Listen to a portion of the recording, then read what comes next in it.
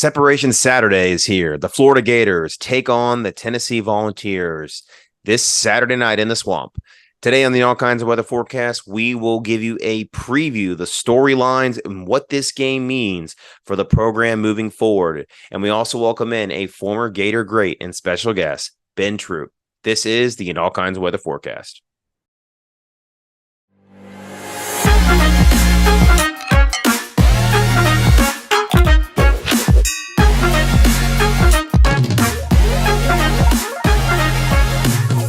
And welcome into another episode of the All Kinds of Weather Forecast. I am your host, Chris Yanes, with my co-host, Neil Schulman, and we are pumped for Separation Saturday.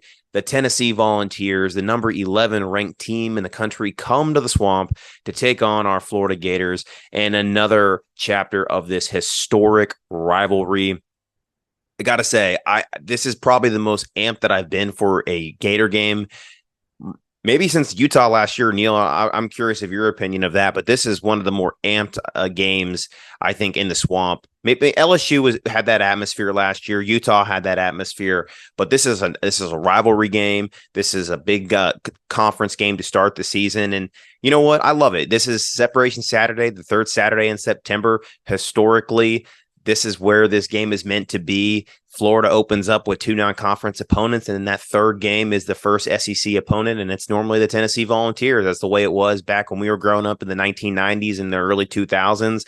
This game really meant a lot in college football during that time period, and this is where it is meant to be. And of course, we want to relish in this opportunity while we still have it, being that there are some major schedule changes ahead for the SEC, which we'll get into all that tonight. We'll get into all the storylines. Neil, just give me your feelings. How are you feeling about this game? I mean, there's no doubt it's a big game. I mean, there are a lot of different ways you can go with the answer to that. How are you feeling question? I mean, on one hand, you can be nervous because Florida's special teams can't go a single game without doing something catastrophic. On the other hand, you look at Tennessee and go, well, they're clearly not what they were a year ago. They're definitely a shell of their 2022 selves. I mean, not even just Hendon Hooker being gone, but Cedric Tillman, Jalen Hyatt, you know, his big weapons just aren't producing for the Tennessee Volunteers anymore. So it's a very different type of a Tennessee team than the one that I think caught the nation by storm last year. So you do have to wonder if they're a one-hit wonder with that 1 year. But I mean, I don't expect this to be necessarily a high-quality football game, but I do think this is going to be the most intense atmosphere in the Swamp since the last time they came here. I mean, Utah was big, but there were a lot of questions. There were a lot of, you know, it's great, but it's a non-conference game. This isn't an LSU. This isn't an FSU. This isn't a Tennessee that we're beating. It's a good opponent, but it's not an SEC team that we recruit the same kinds of kids as. So it felt big, but it didn't feel as big as the 21 Tennessee game when Joe Milton also played in the Swamp against us. So, I mean, there are definitely some nerves just because, you know, we haven't lost Tennessee in the Swamp in almost 7,300 days. There are definitely some concessions about Florida's weaknesses, but you know, hopefully we'll be able to mask those enough to have more points than them at the end of the game. Yeah, and I think what you're getting to is there's anxiety amongst the fan base right now. People sense that this is an inflection point for maybe not just the season of 2023, but for the program. And that's an opportunity for Billy Napier to get a signature win. Billy Napier has not had a signature win since his opening Saturday last year when he beat the number 7th ranked team in the country, Utah, with that dramatic win in the end zone of the interception of Amari Burney. Since then, has left a lot to be desired in that department. Really has not gotten a big win over a big-time ranked opponent. He has that opportunity on Saturday to take on the number 11 team in the country. A rival last year did not beat one single rival, including those of LSU and even now in Kentucky, if you want to lump them in there. He needs this win in the sense of getting a rivalry win, getting a big conference win to open up the slate. And we talked about it going in our season preview. Florida has to stack wins early on in the season if they are to guarantee their chances of getting into a bowl game, because the schedule gets very difficult in mid to late October and through the rest of the season. And as now we've seen, Florida State is a force to be reckoned with. We play them at the end of the season. Granted, Missouri hasn't looked great, but that's a road trip to Columbia at the end of the year. We go to Death Valley. We have Arkansas, who's looked fairly decent in the first two games this season. Florida has a tough road ahead. And if they are to make a bowl game, or better yet, exceed expectations of that 7-win mark that some fans have pegged them at the beginning of the season, they have to win a game like this going forward. So that's certainly, I think, a snapshot of the storylines going into the game. But another one we led the show with is that this rivalry is going to start changing its shape and form and when it's played. Next year, we do go to Knoxville, but after that, there's a big mystery of whether this rivalry continues on an annual basis. And later when we have Ben on, we're going to talk about that. But Neil, growing up, this was the rivalry. This was the game you and I as kids got excited for. It was Danny Werfel and Peyton Manning. It was, Casey Clausen and Rex Grossman in the Swamp. It was a big time rivalry game. The SEC East ran through Gainesville and Knoxville. It obviously has lost its luster over the last 2 decades, mainly because Florida has just, quite frankly, dominated it. But the games used to mean a lot, and we are potentially losing that significance with the rivalry changes. Kind of talk about what the rivalry as a Gator fan means to you, and maybe we can share kind of in our favorite memories of this. I mean, as you said, it was the rivalry in the SEC, not just in the East, but in the whole conference. Florida would win the national championship in 2006. They'd win it again in 2008. Tennessee won the East in 2007, despite the fact that Florida beat them by 39 points. But even after that 3-year span, it was still a big game because Florida needed it. And Tennessee was the team that wanted to play spoiler. I mean, we remember, it feels like a billion years ago now, but Lane Kiffin did used to coach another team in the SEC, not named Mississippi. And he talked a lot of smack before that game. And we wanted to put 100,000 points on them, and we got 23. But I mean, it felt like even as Florida started slowly declining, they just had something on Tennessee. It started like at a very gradual point from going as the national champions to being devastated that they don't win the national championship, that they go to the Sugar Bowl. And, oh no, we're going to have to settle for a Sugar Bowl win and a number 3 final ranking. Well, what'd you do against Tennessee that year? You asked that question in the 1990s, and the answer is going to have some eyeballs pop. Like, oh, you beat Tennessee. That was a good program then. 2009, 2010, 2011, it's, yeah, whatever. But in that moment, on that day, for those 3.5 hours, it still meant a lot. You remembered what happened in the 90s. You remember what happened in the first half of the first decade of this century. And there's just something magical about when Florida and Tennessee get together. And you could talk about how Florida's won too much for it to be a rivalry now and all that good stuff. But it just, when you see Florida and Tennessee on that field, you see that weird orange versus our real orange, you just know that there's something special there. Yeah, I mean, some of the high points of the rivalry you could think back to, then, obviously the duel in the rain between Manning and Werfel in 95 in the Swamp, where the Gators went down early in that game and then engineers a comeback for Florida to score 62 points, one of the most ever scored against the Tennessee game. And then, of course, the next year in Knoxville, the most attended game in college football history at that time. You think about the Jabbar Gaffney, was it a catch? Was it not a catch? Still vividly remember it. And for all those people out there, yes, it was a catch. It was absolutely a catch. And then, of course, Tennessee got us back, though, later in that decade, played big time spoiler against the Gators in 2001. Many believe was a team that was destined to play for the national championship, could have won it that year, might have cost Rex Grossman his Heisman Trophy. And then everybody remembers the infamous play where Dallas Baker slapped the Tennessee player, giving Tennessee great field position, which gave them the victory on a long Will Hoyt field goal at the end of that one. But then after that, Florida rang off 11 in a row. Then there was the classic 2016 game where Tennessee fell behind 21-3, and then Florida blew the game. And that was probably a precursor of things to come for Jim McElwain, unfortunately. But Florida, that was a year where Florida lost to Tennessee and still won the East. And, so there have been some high points and low points, obviously, for both schools, but some really crazy things tend to happen in this game when it's at its best. And we fully expect that to happen again. Maybe, hopefully not to the point where our blood pressure is like crazy high from like a 2015 Greer to Callaway play or a 2017 heave to Cleve. But certainly I think a magical moment jumpstart the Gator program again where they want to be is something to be hoped for in this game. For sure. I mean, you mentioned some of the memories that this game brings, and that's kind of what I was alluding to. And I was talking about when you see those two contrasting colors, the orange and the blue of Florida, and the yellowish mustard color of Tennessee, pun not intended. That gaudy orange. Will not wear that gaudy orange. Yeah, Sandra Bullock, which that movie is now kind of fraudulent, but nonetheless, it gave us a good quote and gave us a good meme. But no, I mean, that's what you think about when you see those colors in the field. You think back to those 90s, think about Peyton Manning throwing an 80-yard touchdown pass to Tony George.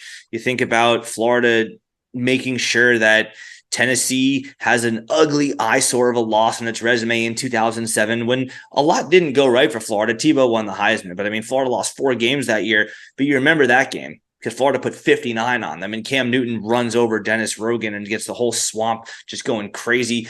I remember some of the uglier games because to me, those are just the greatest. Like, yeah, we were awful that year. We sucked, and we still beat you guys. 2013, Tyler Murphy just throws a tiny screen pass to Solomon Patton, who makes one cut down the right sideline, and he's untouched for a 52-yard touchdown pass. We turned the ball over 3 times in that game. They turned it over 6, and we won. Murphy came off the bench in that game, too. He did. Driscoll got hurt through a pick 6 early in that game. Can't remember the name of the – Devon Swafford was his name. He threw the pick 6, too. Devon Swafford. Oh, yep. But, yeah, I mean, just – 2014, where we were terrible again. It's great to see all these people out here getting disappointed. I love it from Will Muschamp. When Florida, I mean, that was peak Muschamp. Peak Muschamp moment. They literally couldn't do a thing right on offense for 3 quarters. They bench him for Treon Harris, who comes into the game and he gets like almost immediately after he gets hit with a sexual assault allegation, which, you know, it obviously didn't keep him from playing for very long, but it kept him on the bench for the next few weeks. So Driscoll came back on the field the next week, but he had his moment in that rivalry, and he was a hero for Florida when he didn't do a whole lot of positive things for us. And of course, 2017, I was right there. Oh, that was gorgeous. I was in Section F for that heave to cleave. That was my second ever Gator game that I ever attended in person.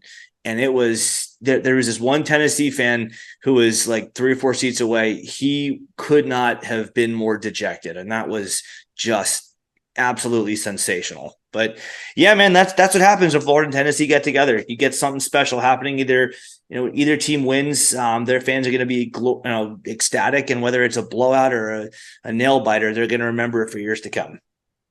Yeah, absolutely. And it's clear there's nostalgia to these rivalries, especially in the SEC. And, as we look forward to next season and the schedule changes, I think that's the hope, is that one, the SEC, the conference, and college football as a whole, as it changes, respects the tradition, the pageantry, the memories of what we had. I mean, I really think just talking for the last 10 minutes about this rivalry just goes to show we grew up in a golden age of college football.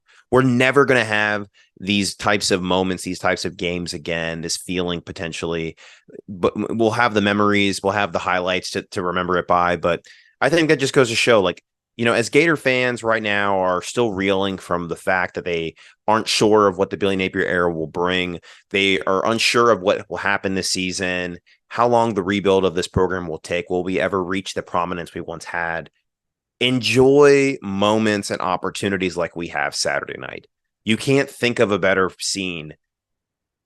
Almost a top 10 team coming to the Swamp, a sold out crowd of mostly blue, and a ruckus atmosphere where hopefully the Swamp will become an insane asylum once again. And there'll be another moment in time in this storied rivalry where we will have something to recap and talk about and reminisce on for years to come.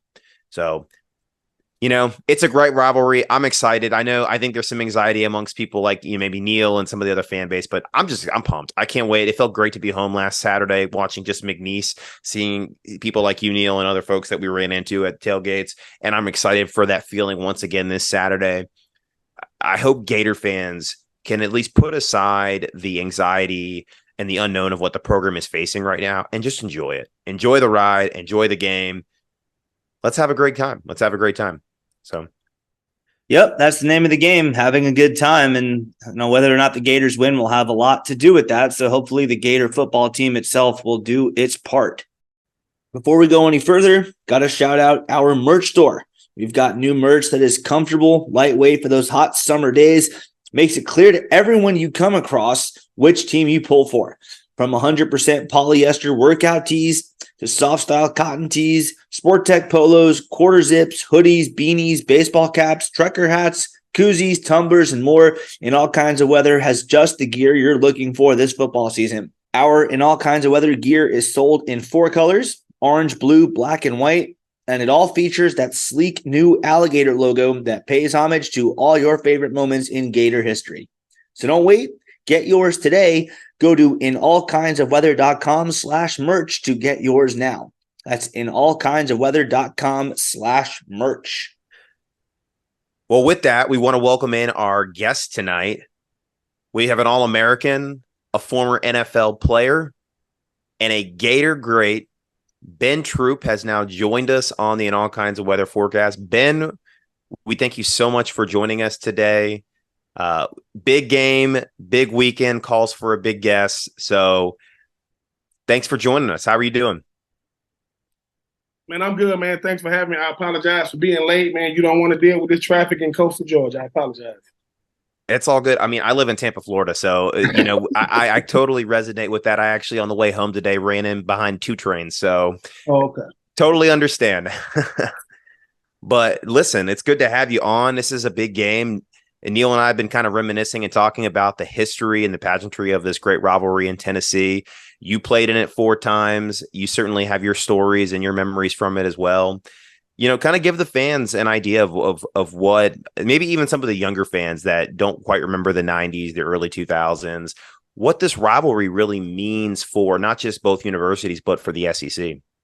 It's really, really a dream when I think about it, because I was so young to really understand what it was when I was, because I won 2, lost 2 against those guys. I was part of the 2001 with the catch no catch with Jabbar Gaffney. Those fans were crazy.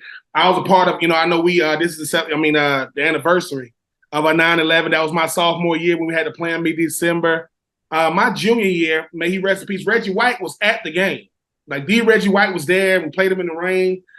Tennessee, to me, has always been a thorn in Florida's side, only because it used to be whoever won the game was in the driver's seat to go to the SEC championship game. Philip Former, a guy that, I've grown fond of because of how consistent he was. I got to college in 2000, and I remember in 99 when Alex Brown had 5 sacks against him. When they coming off winning the national championship, all the guys got bald heads on the defense. But I was also there in 2002 when we go up there, and Ron Zook used to coach at Tennessee, and they just announced the starters, and they pronounced his name wrong, and he was livid, like he wanted to fight. So I'm happy that we've been on the winning end of this rivalry. They haven't won in Gainesville in a long time, but it's not like it was blown out victories. I mean, I think the greatest play I've seen is C.J. Henderson running down the sideline and catching that tight end, hitting him, and the ball going through the end zone. But I also saw when Dallas Baker got punched in the face and he punched back. I shouldn't remember these plays like this, by the way. I should have moved on, but it's something about them creamsicle boys, man. And I got some real good friends with the Tennessee. Albert Haynesworth and Troy Fleming and those guys. But I just hope listen, as long as we get the win, I don't care how it looks, because I don't know who's the worst fan base in the SEC, because it's a lot to go off. But the most naive is Tennessee. They talk about Tennessee like this. I'm like, am I missing something? Like, they call themselves the everything school.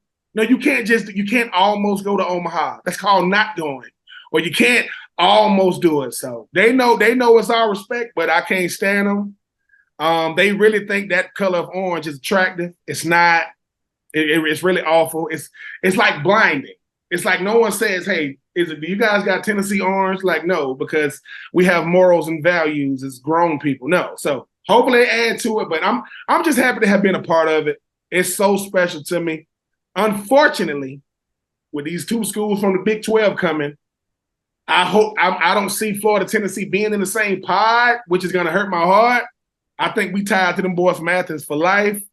But hopefully this fan base understand how precious this rivalry is. And Tennessee know what it is, man. They know what the greatest thing ever happened to them was us. They can say whatever they want.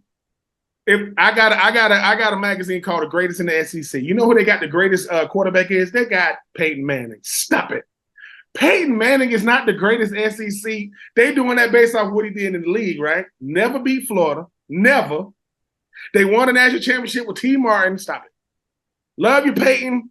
But your nephew ain't even want to go to Tennessee. He didn't want to go to Ole Miss. He went to Texas. Miles Graham, you know where he's going? He's going to Florida. Emmitt Smith, you know where your son was. That's another show for another day. But I'm looking forward to the game. I don't like night games, though. I don't know what it is with us in night games, but I like. Oh man, I mean, we'll. I know we're gonna get to the game, but it's precious, man. It really, really is. I just hope that these boys understand that you get remembered for stuff like this, like Tennessee's games. You get remembered for it, and like I said, man, they think they all that. You know, I mean, what they gonna wear?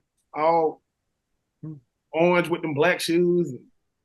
I can't stand Tennessee, man. I played for Tennessee for 4 years, and I could not stand the Vols. They are a huge brand, but come on, man, get out of here with that nonsense. Yeah, we were gonna.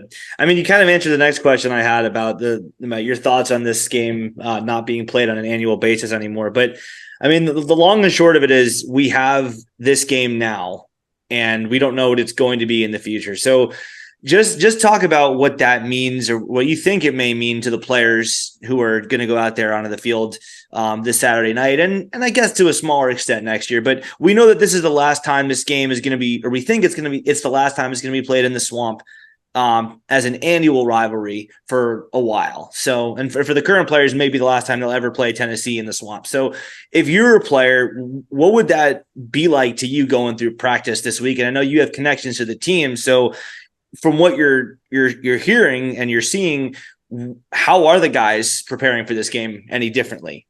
Oh, they're going to definitely take it serious. Billy Napier does a good job of making sure those guys understand the severity of it. But having guys on the staff, like Mike Peterson, who understood, what this rivalry meant, being such a great player there. And sometimes as a former player, that's what you serve as. You serve as a historian of saying, fellas, I don't want to sound like the old guy, which I know I am. But if it's going to be a send-off, send it off right. You want to be able to say, yeah, man, we the reason, we even beat them. When it stopped being the year in, year out, we beat them. And I like guys like Joe Milton talking trash.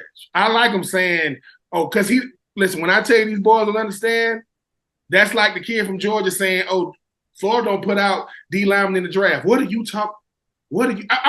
It's amazing to me because people live in recency bias really bad. We're not too many years removed. Tennessee scratching and clawing to beat Vanderbilt. We're not that many years removed from that. But it's what have you done for me lately? And nothing makes me feel better to know, that, not to give him any credit. But Muschamp saying all these people, are mad, and I love it. I want to beat Tennessee. Not one, because I know all my Tennessee friends are going to, I got the same number. They're going to use it. But Tennessee don't know what it is. Tennessee can't remember the last time they beat us twice. They can't remember the last time they beat us at I think the last time they beat us at Florida was my senior year. I want to say it's 2003. And that was my senior year.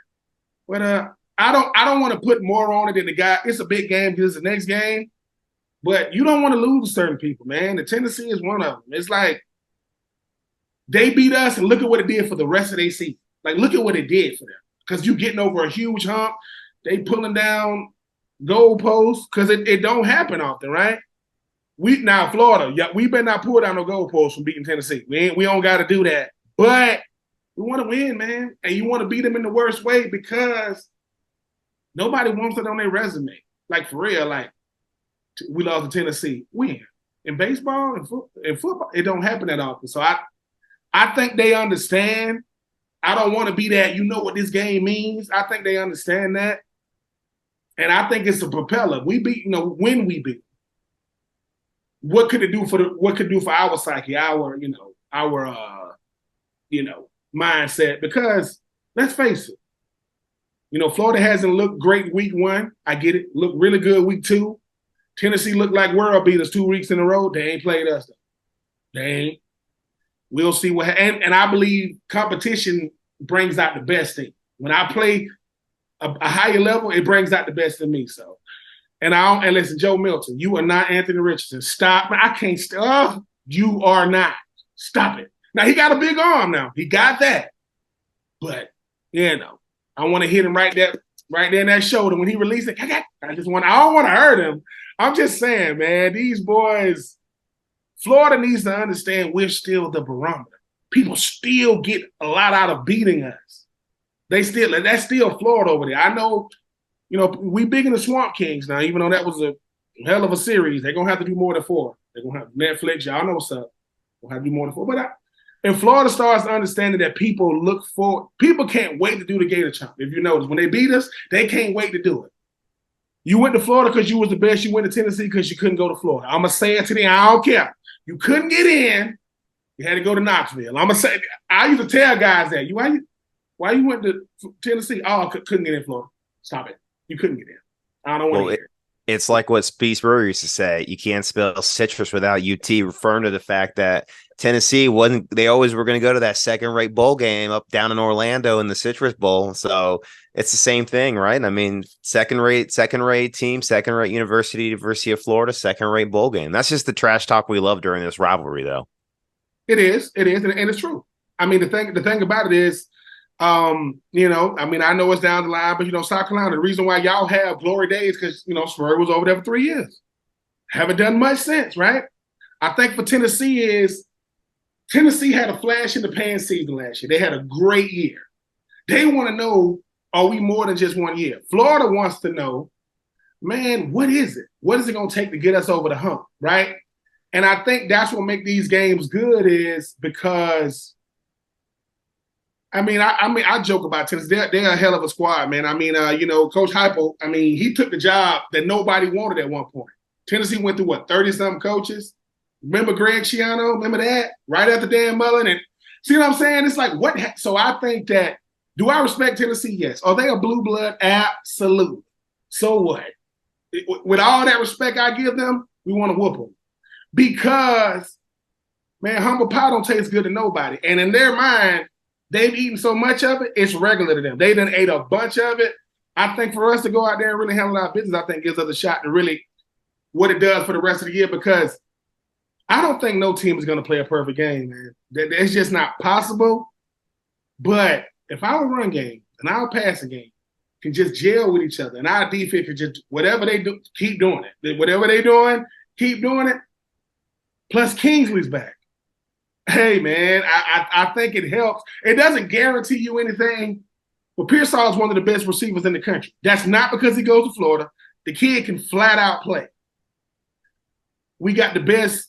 I would put our 2 running backs against any 2 in the – I don't get that we wasn't even ranked before that. That's just bias. I can't stand that. But running the football, complimentary passing game, Coach Armstrong, I know he just turned 30, sir. Whatever you doing, keep doing it.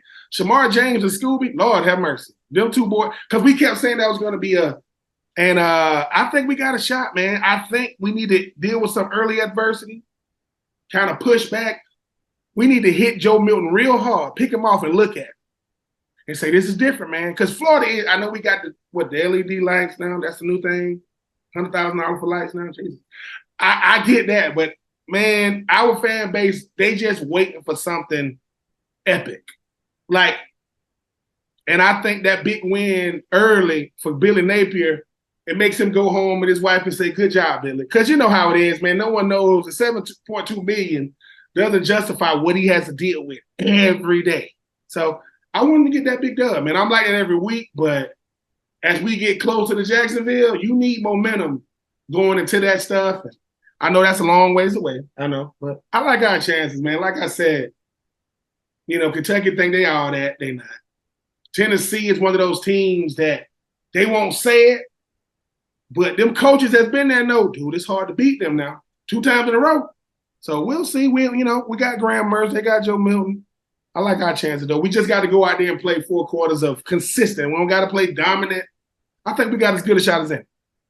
Well, you talk about Billy Napier, and that signature win, I think, is what you're alluding to, that he hasn't quite had. And we talked about earlier today, Neil and I, that, Utah was that signature win for him very early on, like the first game of the season. We had you on last year to actually talk about that game, but he hasn't really had a signature win since then. This is an opportunity to get that signature win, especially against a conference rival, which he didn't beat any rivals last year, and to maybe flip the script for the entire season. Like, this is an inflection point, not just for the season, but for the tenure of Billy Napier itself. So talk about what you think of Billy Napier 1 year into his tenure now, as in three facets: as an on-field coach, as a recruiter, and as a CEO of a major college football program.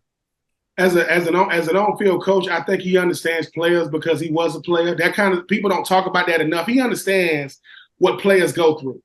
People want to say, "Oh, he went out there and got Graham Mertz." You know how many coaches named Nick Saban, Dabo Swinney, Kirby Smart wanted Graham Mertz coming out of high school? They wanted him coming out of high school. He's weighing the odds. As far as a recruiter, man, what can he do? Recruiting, please. This guy's getting it. Most guys recruit well because they're on the field. Talent is what they're putting on the field is doing it, so they don't have to do as much. He's doing it before that happens. And as far as being the CEO, I think he's handling it the right way because he doesn't give you coach speak, right? He ain't doing no TikTok dance unless he's in a $100,000 vehicle for a recruiting visit. He ain't dancing and all that.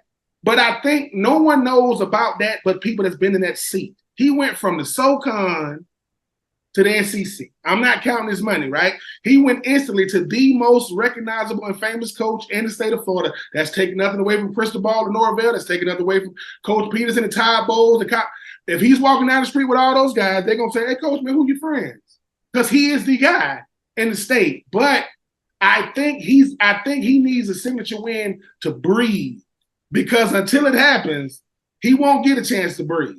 And those players want to validate what he's doing. The hardest thing to build in college is a culture, not a team. You got to build a culture up. And once you get that, you just play and plug guys. That's what Spurrier did. Built the culture, start with Shane, then you go from Danny, and you talk about, Rex and company. And I think for him, he's building a culture, and I think that he needs that signature win, because when all the cameras are gone and he's going to his car, wherever he parks, he's going, not too many people going to get to say it. I don't care how great of a coach you are.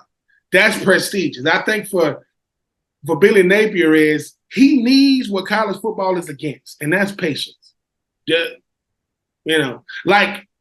Not to compare the two, but Billy Napier needs the patience that Michigan gave Harbaugh. He needs it. Now, you don't want to take that long, but the thing is, Florida has the undo to do what they're trying to do now. So for me, I think that Billy Napier is the guy. When I see those guys that's down there like Tate Casey, that's down there working, on the radio with those guys. When I hear Shane Matthews, Steve Spurrier, they're not getting paid to be complimentary of him. They're going to tell the truth. And they saying, dude, he's the guy. We only see him on Saturdays. I get it. But I think what sets him apart is when I interview Anthony Richardson, when I interview Justin Shorter, when I interview the guy, they said, if we call him, he'll call us back, right? If we text him, he'll text us back. I said, the head coach? Yeah. That's unheard of. Not because other coaches didn't want to. They ain't got time. I text, "Hey, coach, man, I did this. All right, I hit you." So I think that they want to win so bad for him. It doesn't just happen. I get it, but I want to see that signature win, man. Florida, the Florida faithful, we rough. You know how we are. We are brutal. We are unforgiving. We are the only team that criticizes more after wins than we do losses. When we win, you can't tell. Don't go to social media for you, because we're on the ledge every week. And my mom said the only reason why people don't jump off the ledge because it's a line. It's a line of people trying to get to the ledge. I'm like, so I think for Florida, I will say this. Miami, it's been a long time, right? They win 2 games and people say they back. No, they're not. Florida State has an outlier year with Norvell. They think they finna win it all this year. They won't. Florida has expectations outside of Gainesville that people go, what's going on in Gainesville? For real. So I think with Billy, hope he gets it, man. But the problem is, look at the schedule we got coming up. Still got LSU, still got Georgia, still got South Carolina. You still got Kentucky. These conversations are going to be had every week. Unless it's, don't we got UNC Charlotte, something like that this year? Yeah, Charlotte's after Tennessee. I mean, and that's kind of the problem, I think, with a lot of fan bases. No, very few more so than ours, that we always look at every game and go, well, if we lose this game, we're screwed. Our season's over. Fire the coach. And if we win, then we're the greatest ever. We're going to go straight to the Natty. No one's going to stop us. But it does feel like this Tennessee game means a lot more than most. Chris and I earlier talked about this. We said this is the biggest game of Napier's career. There is no close second. Nothing even comes close to touching this in terms of importance. So I guess the most important thing about this game is going to be the execution, right? I mean, you're going to have to go out there and do what you're supposed to do, and especially on the offensive line for Florida, because you played for a team that had an elite offensive line in Florida with the Swamp Kings documentary. Those were some elite offensive lines, and even a few years ago, we had elite offensive linemen come through the University of Florida. Last year, we had an All-American get a brick. So we need that offensive line to play well. As you mentioned earlier, we do get Kingsley back. That's going to help. But still, this is the first SEC opponent we're going to face. It is the most talented team, at least on paper, we're going to face. So especially with the offensive line, but also as a whole, what do you expect to see from Florida in the execution department, knowing this is a huge game and being in front of their home fans? Be aggressive, because Tennessee has a really good D-line. They really, really do. They have a really, really good D-line. And it's such an easy narrative or easy phrase to say is, can you take a punch? Like, people don't understand what football is. Football is, hey man, you got to take just as much as you give. You're gonna get punched. Can you punch back? Ron Zook, my last 2 years, he would say you got to withstand the onslaught. When they give you this coach speak, you don't understand what they mean until you get out there. You got to punch them back. You got to be able to go blow for blow, because Tennessee, and I don't know them, but every team is a front runner. You know how much better you are when you up by 20? But hopefully that doesn't happen this weekend. But I'm saying, I think for Florida is, you get Kingsley back, right? You establish the run. I don't think their DBs are better than Pearsall. Throw it to him. People think you throw certain passes to get certain results. Those safeties are not going to back up until we throw deep. They know we're going to run the ball. Throw it to number one. I believe number one can route up any DB in the country because he's built to run routes, right? I think that Wilson, listen, give him some gadget. I don't give it to him. Caleb Douglas, every time you see him, he's making a crazy kick. And I think that's the thing is, I don't think we don't utilize the fullness of the field, right? Run the football, spread them out, and next thing you know, them DBs are going, wait a minute. Why is he trying to block me? Because he's running a route. The way they threw it to Pearsall when they ran it, don't wait till the third quarter, fourth quarter to do it. Show more of the play calling, because Graham Mertz, he seems to be pretty good with the football. He don't make bad decisions. He don't seem gun shy. So I think it's like last year. Anthony Richardson opened it up against Tennessee because he had to, but look across the way and say, Coach, man, I think I'm better than him. But you got to give me the play calls to show it. I can't. They don't listen. I love, Rob Sale. I love Beelan Napier. You don't go to Florida and hand the ball off. I can do that. I can go. I can great with my footwork. Hand it off to Montreal. We saying, hey, my senior year was myself, Kevin Kite, Carlos Perez. And because we didn't have, we weren't Jabbar, we weren't Riche, we weren't Taylor Jacobs, and we get it. But we told Coach, we told Zonebreaker, hey, bro, it's not your job to hold us back. If we ain't good enough, Saturday we'll show it. And we got an 18-year-old quarterback named Chris Lee. It's not, and to me, that's what I want to see. I don't want to hear this. We should have been more creative with play calling. I can't stand those type of answers in post game. What you mean you should have been? You're here to call plays. I can live with. We all can live with losing if we say, hey man, we dive into the tape. We were trying to open up. If I see another receiver go out wide and just turn and catch it, that's not a play. I'm gonna just take it to you and throw it to you, get a block and spring it. That's not a play. Like, we go this way, we go vertical. And I think if we can do that, because What you think Tennessee gonna do? They finna try to air it out. They're gonna try to run it with Milton. We got to play the same. I'm not saying Graham Mertz got to pull it down. That don't give me a lot of confidence. But man, throw it to him. Don't let Wilson start if you're not gonna use him. Caleb Douglas and those guys. And as far as the tight ends go, man, we got to prove it. I mean, I love those guys because I have to, but Kyle Pitts ain't walking through that door. I don't think people understand how unique of a player he was. Like, you know, he plays for the Falcons now, my team in the NFL, and they don't seem to know how to use him either. You threw it to him twice yesterday. He had 40. Anyway, I'm just saying we got to be we got to be on offense where we are on defense. You see how aggressive we get on defense? Like, that guy shot and I know it's McNeese, shot the gap, got a safety. That's saying, I'm going, fellas. This next play, I'm going. So we got to be the same way because one guy on offense is confident, and that's Pearsall. That boy but he can play. Graham Mertz, he's right behind. And then I would say Kingsley, and I would say Montreal and Etienne, Traylon Webb. Our 5 offensive linemen got to be borderline cocky because we gonna go as they go. Because if we're one dimensional and can't do nothing but throw the football, I don't know if that suits us well. Because we ran the football all off season, getting ready for the season. I don't think our receivers are ready to have a gunslinging type game. But if we can run the football and gunsling, hey man, because I'm not really worried. I'm not really talking about like the defense going to just shut down Tennessee, right? But I like our chances, man. Shamar James is a dude. Scooby is a dude. Princely, he needs to break out. Like he needs to come on, Princely. And I'm not putting pressure on him, but it's like, come on, man, because he's got that number 1 jersey now. He's got to play like he deserves it. He does, and I think our DBs, man, I think we got a really good DB group. They just first play the game against Utah. We just do stuff that no one does.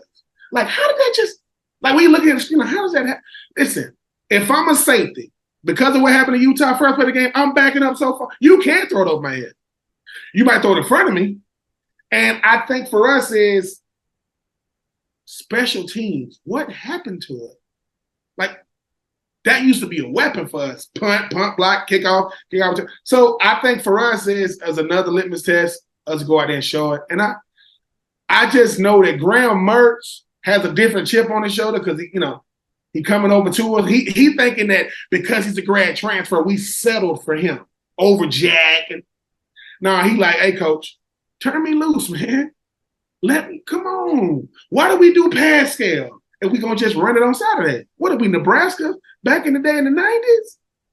Come on, hand it off to them guys. Because Pearsall telling you, he said, and I asked him why you come back. He said, man, I want to win that Blittercoff. I know about them great receivers. And he didn't bet. I said, you want to? He goes, mm-hmm. Because he said, if we have a former receivers meeting, and I'm in there with Willie Jackson, and I'm in there with, Taylor Jacobs and, and the great receivers, I don't want to just be there because I went to Florida. I want to be there so they go, what's up, Rick? Because I want to see what I like that. But he's only one guy saying that, right? Etienne got the last name. Montreal comes over with. I think these guys get to say, hey, coach, turn us loose and let's see how it goes. If it don't work, well, it hasn't worked before. But I'm not the only one on this podcast to be thinking, dude, just go. Like, come on. I don't want 2 good runs and the next throw is I'm just taking a throw. That's not Coach Rob, that's not a play. I don't like plays to where you got to make a man miss. No, I'm going to route him up. I'm going to run down the field. I'm going to beat him. I'm going to make him play football. You catch it and just throw it to me, I don't got no wiggle in me. I'm going to get knocked the hell out. Bam, I'm going to get hit. And it's a negative one. And it makes it look like we don't got playmakers. I don't like that. They don't got playmakers. Yeah, they do. But playmakers go forward, right? They don't go linebackers run side to side, not offensive players. So I want to see them open it up, man. I know Rob Sale is sick of it after the first week. People like, you got to get rid of OC. You got to get rid of the special teams. No, man, like, open it up because You don't think the 2024 class coming in wanted you to? You don't think these guys said I could have went anywhere? I'm getting the number one player in this state and that state. Coach, I ain't coming here to do plays that I ain't never done before in my life. I've never, as a receiver, I've never turned and just caught in. That's what you do outside the game at the tailgate. You just throw the ball around. You don't do that, So I hope they open it up. I really do, because like I said, I don't want to lose. But if we open it up, I think it gives us the best shot. I know what we got in the run game. I really do. Love Trayon Webb. Lord have me, love young boy. Our big back. But that's a three-headed monster at running, and you went against McNeese. Tennessee like this. Show us you can do something else. Because they're going to think they're going to try to run the ball. We're going to shut it down. Now it's 3rd and 6, and no. Throw it on first down. Run it on 2nd and 3rd. Then come at the next play and run it on first down. Throw it on 2nd. See what you got on 3rd. You got to keep a defense guessing. Not run, throw. Run. That's not a game plan. That's not a game plan. And I get it. That's why I'm not a coach. I get it. But if they can do that, man, we'll see. Because like I said, I don't like when he throws for 300 or something in the losing effort against Utah, right? Then the next week he don't throw for as much. I said, dude, I care about efficiency. He doesn't throw a lot of picks. So I want to see Graham Mertz light it up. I want to see at the end of the game, the next day he looked like a reliever, for the freaking, Marlins. He got the little thing on his shoulder, not because you don't hurt your shoulder for handing the ball off. And we can run the ball more than we throw it. But I'd rather it be 60-40 than 70-30.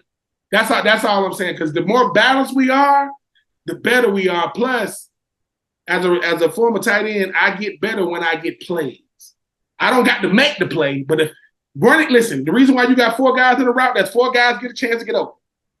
So I just want to see that, man, because am I the only one that think I don't know what we are outside of running the ball? I don't know what we are on offense. We need it. I agree. I think we need it. There's not an established identity yet with this offense. It's very clear what the blossoming identity is of the defense. Very fast, very aggressive. They clearly take after Austin Armstrong as their defense coordinator. He's a young guy, but he knows how to coach ball, and he's very enthusiastic, energetic on the sideline, and his players reflect that.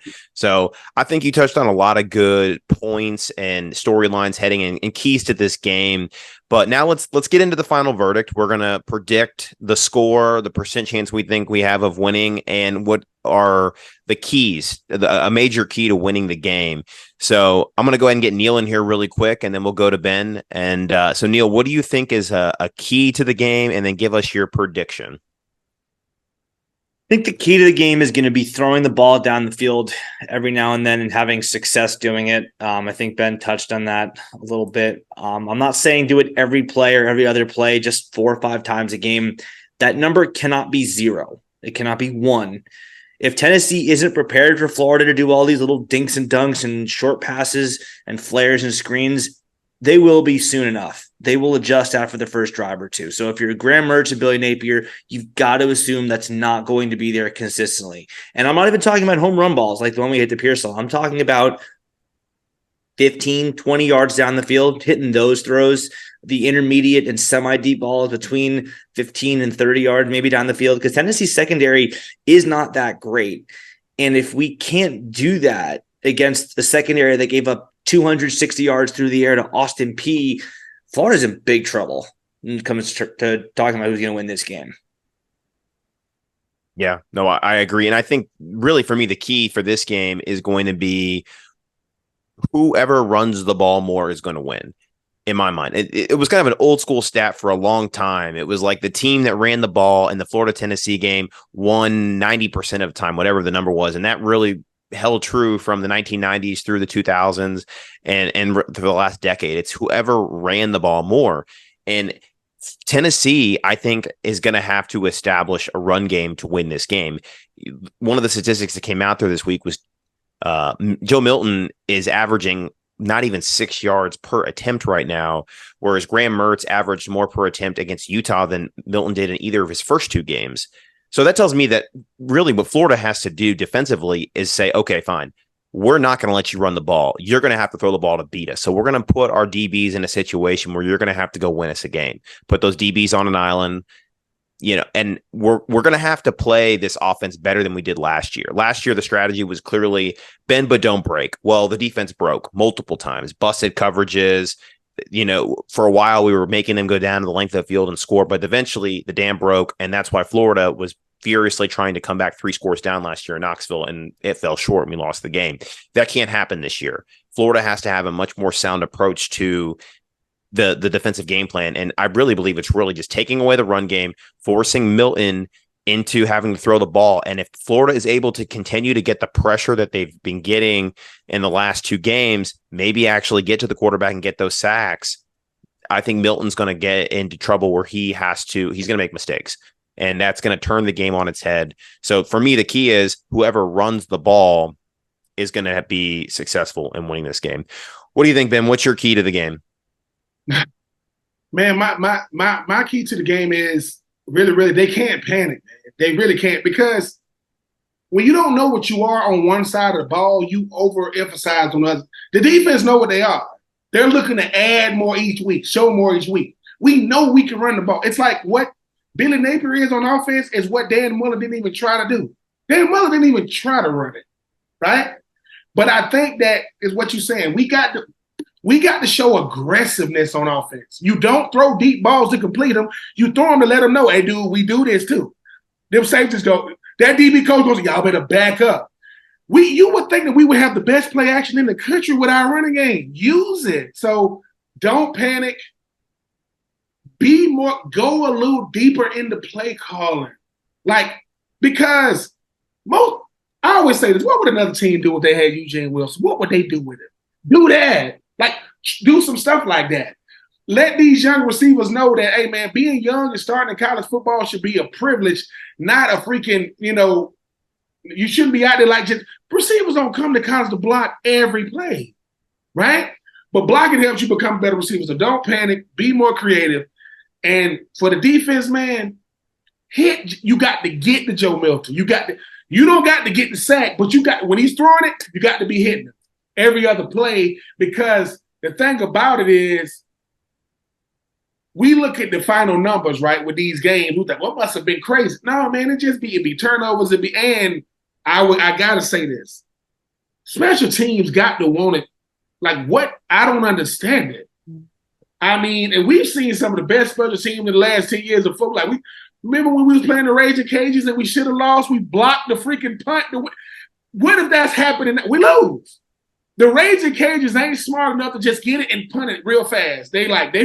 We showed we're gonna block it, and we blocked it.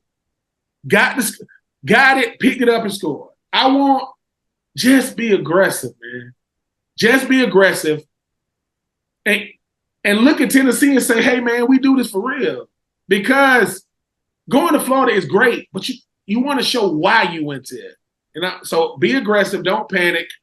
And show them boys, man, we here for real. We ain't going nowhere. We ain't because they want to embarrass us. Tennessee wants to prove last year wasn't a fluke. We want to prove that it is. It was a fluke. Now, I don't know if we get the Hail Mary off. I mean, shoot. Anthony Richardson threw it in the end zone in Vanderbilt. I'm like, did it just throw to him? But all I'm saying is, Graham Mertz, sir, take the reins off, man. Let him throw it. Pearsall won't say it because he's a good dude.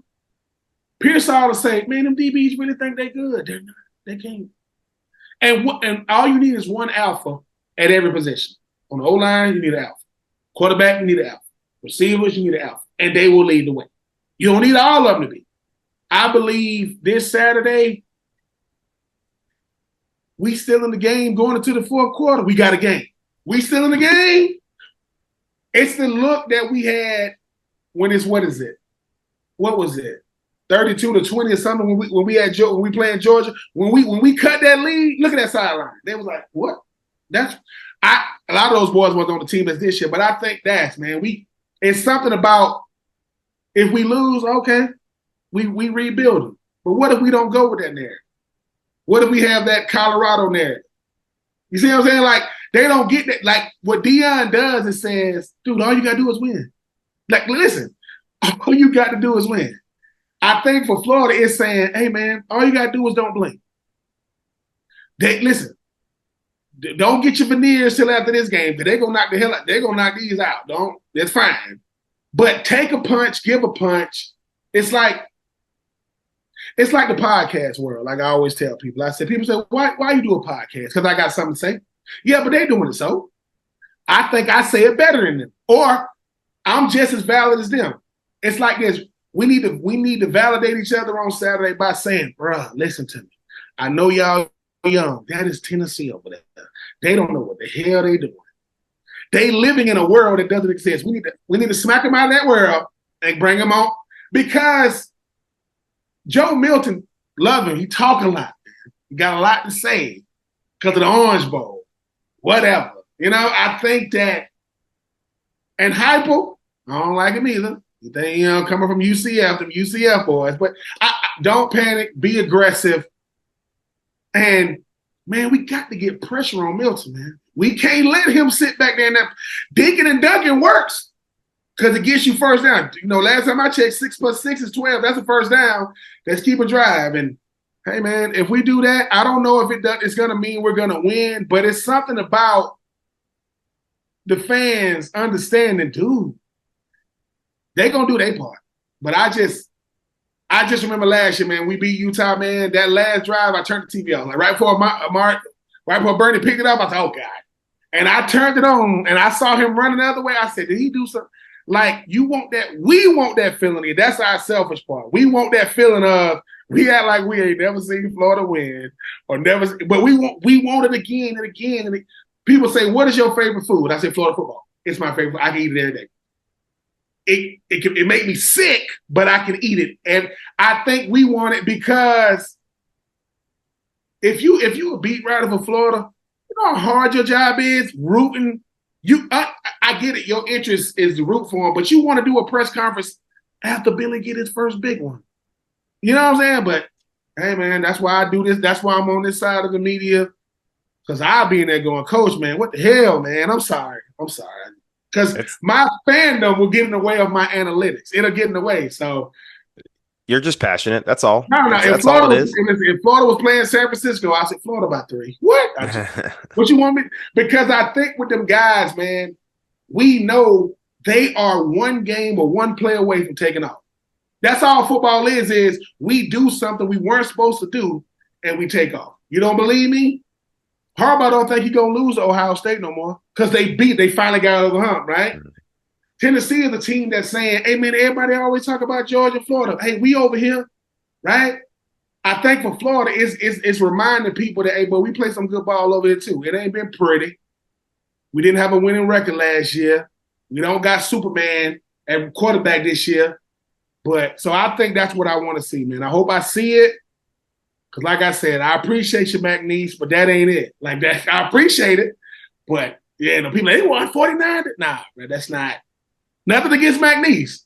That ain't it, man. I want to see Tennessee, confident Tennessee, thinking they better than us, Tennessee, talking trash to SEC Media Days, Tennessee.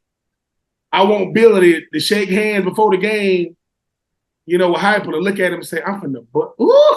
Because he can say it under his breath. He can't say it out loud. That's what I hope happens. So bearing all that in mind, it does sound like you're going to pick the Gators to win this game, but can you give me a score prediction and a % chance that you think that happens? Man, because of our defense only, I could see it being like 28, like 25 or something, because I think that Joe Milton's going to make a mistake. I think he's going to throw one to us or we get like a sack fumble.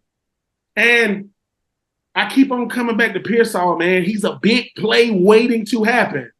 Like, people think that him coming wide open because of McNeese, he comes wide open like that. So I think I give us a shot only because even though rivalries and the stuff that don't matter, Tennessee got to prove they can beat us at home. I done seen a confident Tennessee before. So I'm going to say 28, 25 Florida, but it's nerve-wracking. It's what we usually do. It's fourth quarter.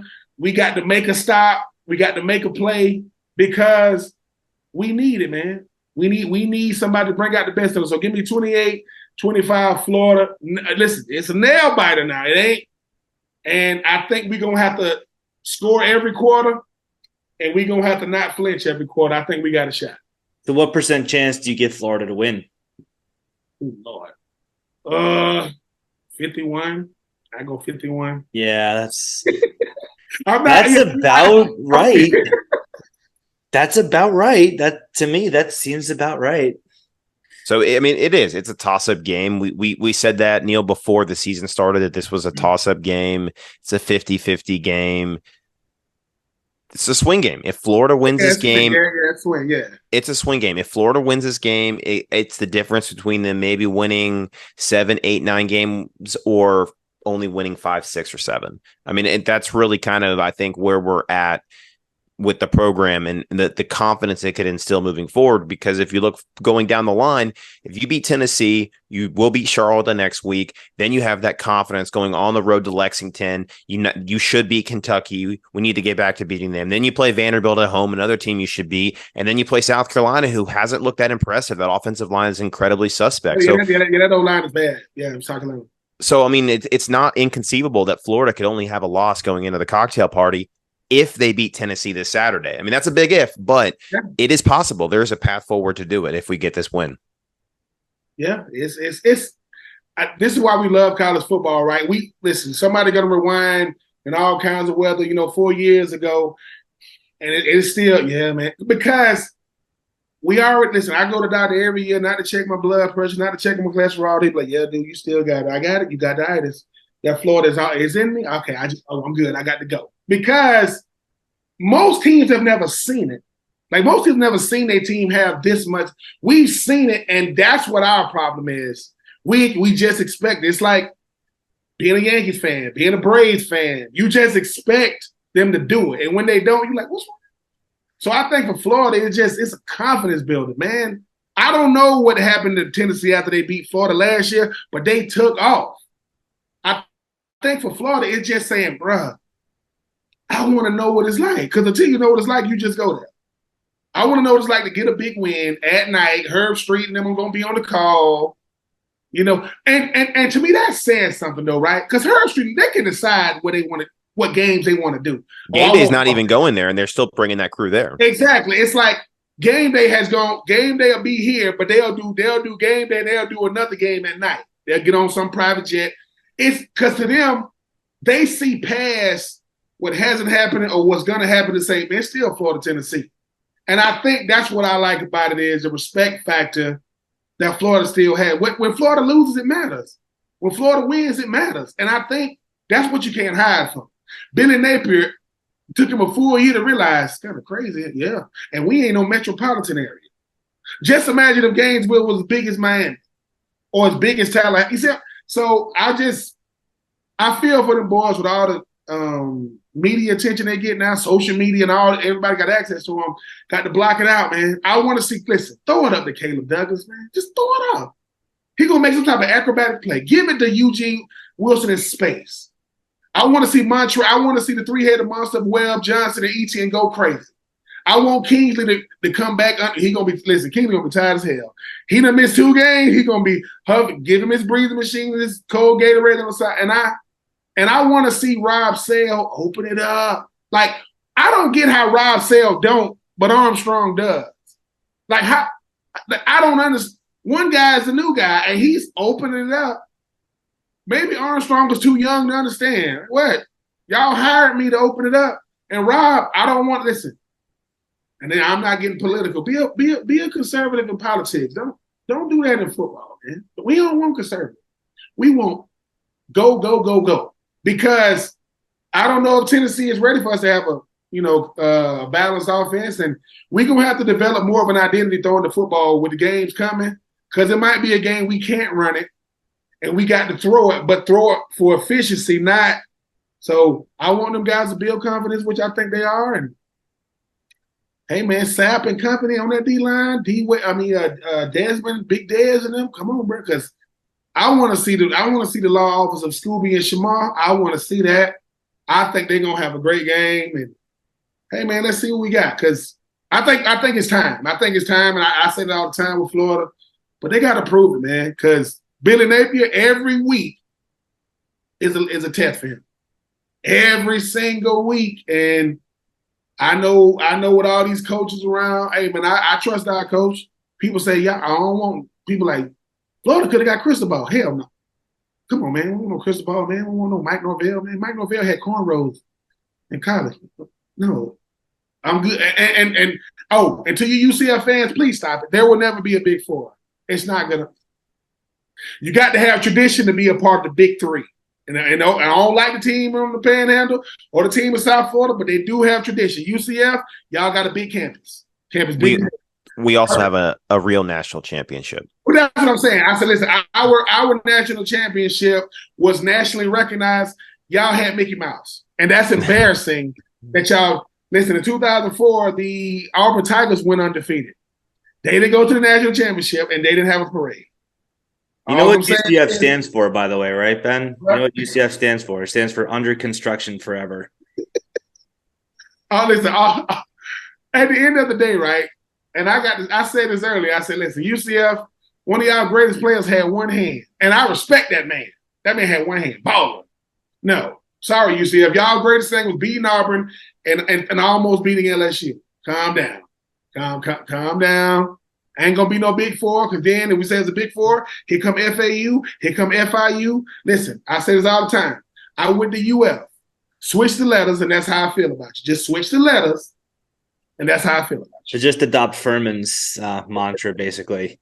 Furman's actually very close to both of us, and it's the alma mater of one guy named Billy Napier. And talking about UCF, there is a Central Florida connection here. Central Florida is where Danny White got his start, the AD for Tennessee, and it is where Josh Heupel was previously the head coach. And so UCF fans are taking a little bit of pride in rooting for Tennessee this week. Hopefully we can make both of those fan bases shut up and shut down. So, I mean, Ben, it's always a pleasure to talk with you and get your insight. We've had you, I think, 4 years in a row now. Yeah, man. I'm about to say, listen, I'm a part. I don't know who's a part of the alumni guest, but I'm an alumni guest. So when I be saying y'all have a great guest lineup, by the way.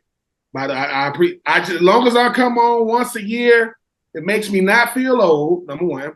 And it makes me feel important, which I tell my fiance all the time. I said, I'm trying to tell you in certain parts of the country, I'm a big deal. She said, well, go take that trash out. Okay, cool. So you guys, first and foremost, man, I appreciate what you guys do, because I got to say this, with the gazillion podcasts out there, you guys are legitimate. And I like what you guys do. I like the consistency of you guys.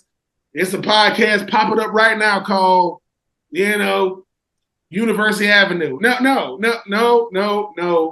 I appreciate the analytics. I appreciate the understanding of the game. I appreciate the answer. Like, y'all, listen, I'm going to tell you this. Don't argue with people who just watch football. They don't know it. They just watch it. They're going to drive you crazy. So when they see you in public staring, they know who you are, and they just want you to say, what the hell are you staring at, man? You think Florida go? Yeah, like, because I had to deal with that. People staring at you. They saying, you said that Florida's going to win by 20. Hey, man. I mean, hey, that's why I ain't never been to Vegas. Don't go with my picks. But keep doing what y'all doing, man. I appreciate having a podcast myself. I appreciate, number one, producers. You guys are the greatest. Chopping up this stuff, I'm not a producer. I get behind this mic and talk trash and leave. Thank God for you producers. But I appreciate what you guys do, man. I think it's very, very needed. I think in all kinds of weather, it's a hell of a name for a freaking podcast. And that's the hardest thing, right? What do you call it? Call it orange and blue. Taken, call it something else. So appreciate you guys having me. Like I said, man, we as former players, we don't say it, but y'all validated us when I was a player. Y'all validated us when we're not players. I can say that out loud. Without y'all, who the hell are we? I thank God I ain't played during COVID. If I had to play in an empty stadium, I said, are we Florida or Vanderbilt? Like, what the hell's going on? You know what I'm saying? So y'all boys keep doing what you're doing. Hopefully we'll have something, good to talk about at the end of the year or as the year progresses. But yeah, man, y'all do a hell of a job, man. I be retweeting y'all stuff. I'm a retweeter. You never seen me put out a tweet by myself, but y'all will put something out, go, hell yeah, retweet, put a quote, tweet. That's what I do. That's we appreciate the kind words and the shout out, and we'll make sure that Neil clips this for the viewers on Twitter so people can quote tweet all that so they know where to come get their podcast in the future? Of course, man. Absolutely, man. I mean, listen, like I say, I respect other podcasts, but y'all boys are consistent. Y'all be flooding my timeline. Y'all got gear and hats and listen, it ain't legit till you get the gear. That's what I say. You got any gear yet? No. Well, you ain't legit yet. We got it on today. If you ain't got the gear, you just talking trash behind the mic. So keep doing what y'all boys doing, man. Love listening, man. Love the setup. In the crib right there, man. Keep doing what y'all doing, man. Like I say, I don't know if I validate or invalidate podcasts, but if I validate them, as I ain't never been on your podcast, hey, man, thank you. If you don't have Ben Troupe on your podcast, you're not. I only rock with the best. So if you don't like me being on all kinds of weather, deal with it, man. Don't in the words of my dad, don't get mad at me. Get mad at your parents, man. You are their decision, not mine. That's great. That's a way to cap a show, isn't it, Chris? I think so.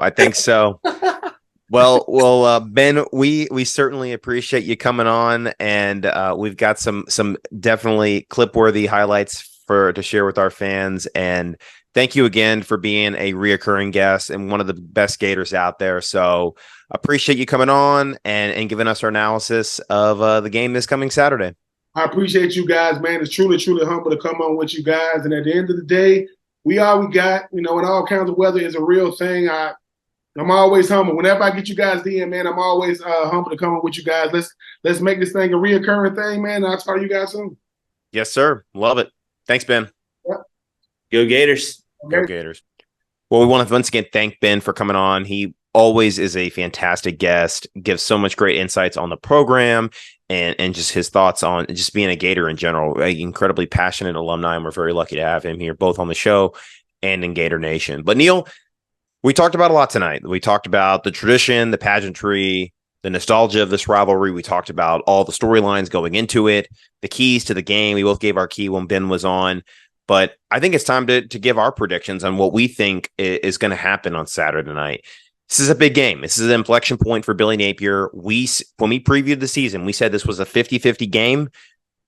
I don't think a whole lot has changed looking at this game in the 2 to 3 weeks since we started having our thoughts on it and previewing it. So quickly give your thoughts on the game, and then just your overall, I guess, prediction for what's going to happen Saturday night.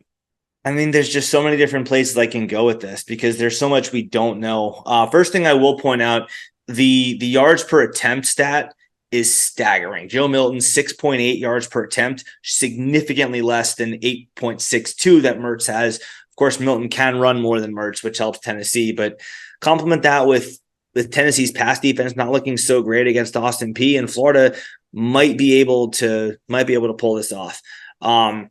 The offensive line, obviously a big issue. We're going to be watching very closely. Florida will get Kingsley back. That's going to help. Tennessee's defensive line has looked solid his first 2 games.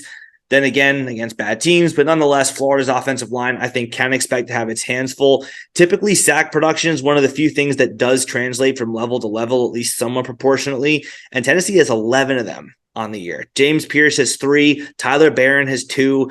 Aaron Beasley has 2. James Pierce has 3, I think.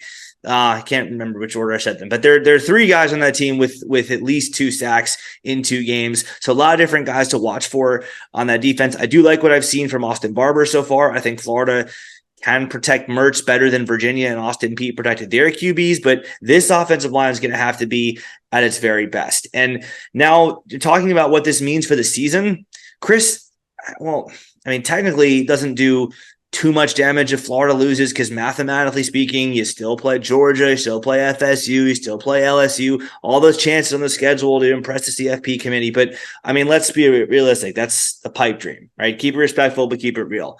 Georgia, defending national champ. FSU, currently top 5 team.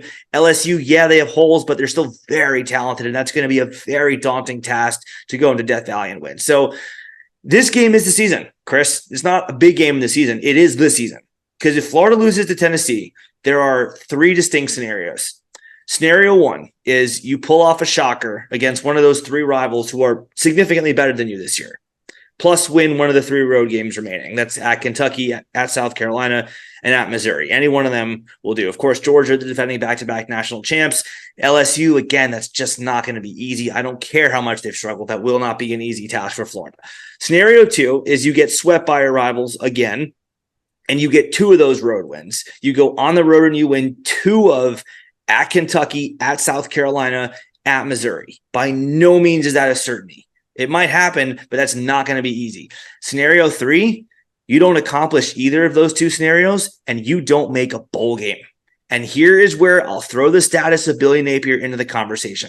I don't like talking about the temperature of his seat this early in the year 2. And so I will say there's nothing he can do short of getting arrested that gets him fired in 2023.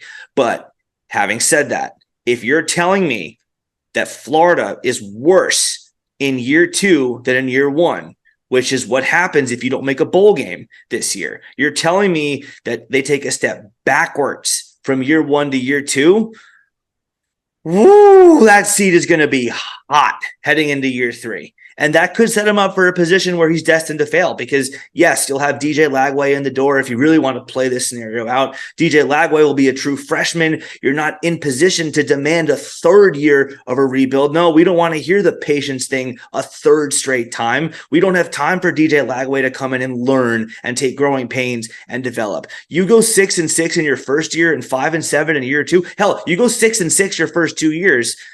And you try to tell people, yeah, sorry, we're still not ready to even compete for 8-4. We need more patience, whatever. And look, I know this is a rabbit hole and I hate thinking about all this, but that is the situation that gets set up if we don't win this game.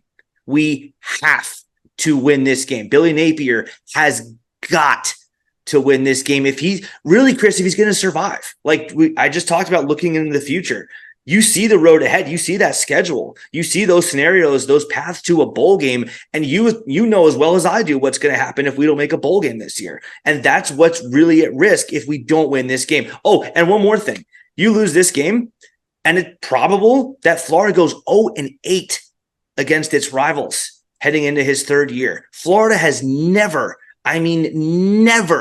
lost to Tennessee, Georgia, LSU, and FSU in the same season before. Now you're talking about Napier doing that for the first time in school history and then for the second time in school history in his first 2 seasons.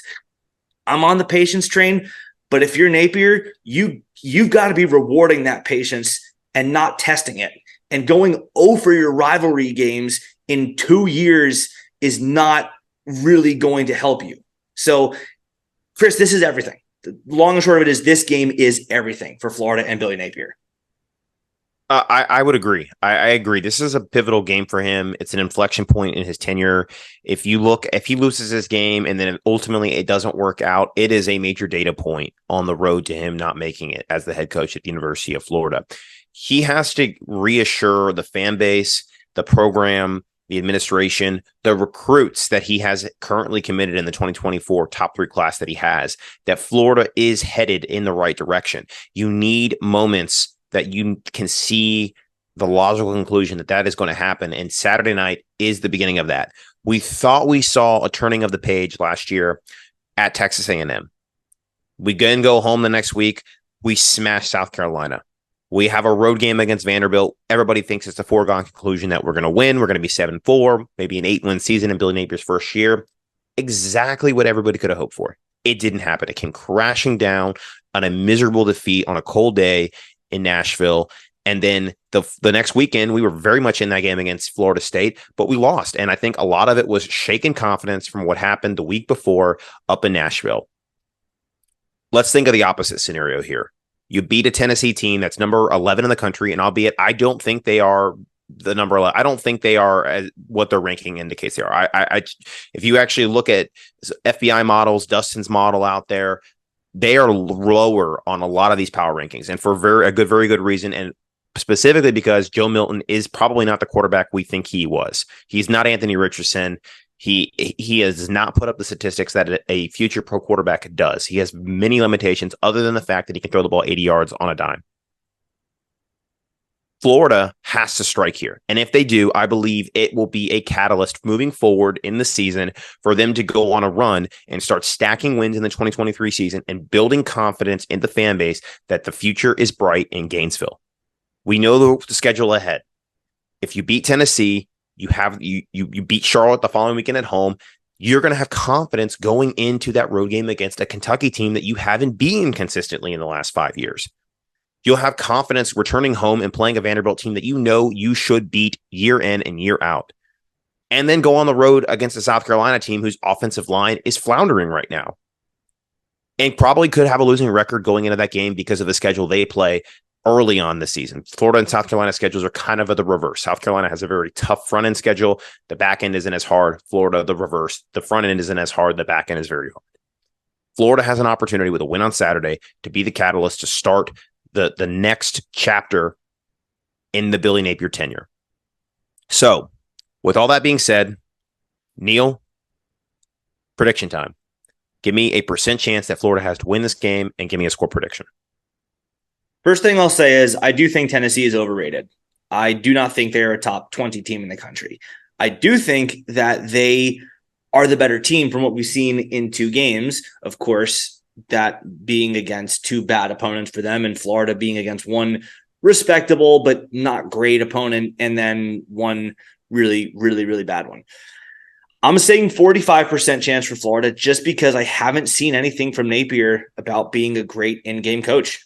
I'm sorry. I'd love to be wrong. I am begging Billy Napier to use this game to prove me wrong. I just haven't seen it, and I can't go by data that I don't have. On paper, Florida and Tennessee are almost dead even in terms of pure talent. Being in the swamp helps. I simply do not have data that tells me Billy Napier is going to provide his team with the winning edge in a close game. And that feels like what's going to happen because I don't see a blowout coming one way or another in this game. If Florida blows them out, great. I think if one team is going to blow the other one out, it probably is Florida over Tennessee just because we do have a good defense that can potentially stymie them, but I don't think it's likely either way. So probably going to be a close game. And remember, Chris, even in the biggest win of his career, the game we always talk about is the thing we think is a data point in his favor about what he can build, Utah. He tried to lose that game.